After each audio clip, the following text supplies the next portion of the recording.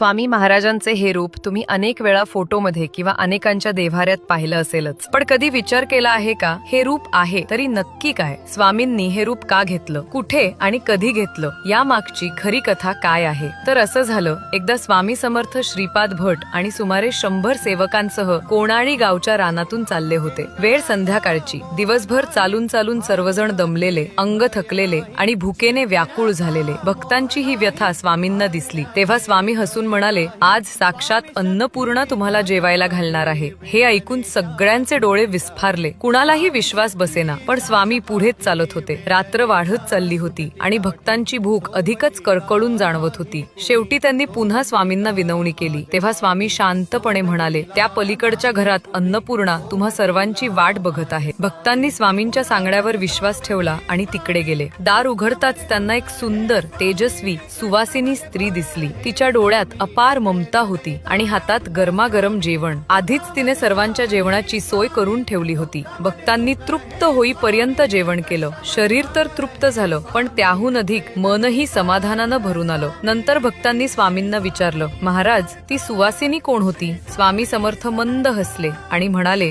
ती दुसरी कोणी नसून माता अन्नपूर्णाच होती. तुम्हाला जेवायला घालण्यासाठी ती माझ्याच रूपातून प्रकट झाली होती. म्हणूनच स्वामी समर्थांना अनेक भक्त स्वामी आई म्हणूनही हाक मारतात. भक्त जेव्हा आई म्हणून हाक देतात तेव्हा स्वामी खऱ्या आई वडिलांसारखे धावून जातात. म्हणूनच त्यांना सर्वव्यापी, सर्व गुणसंपन्न आणि अन्नपूर्णेच्या मूर्तिमंत रूपात मानलं जातं.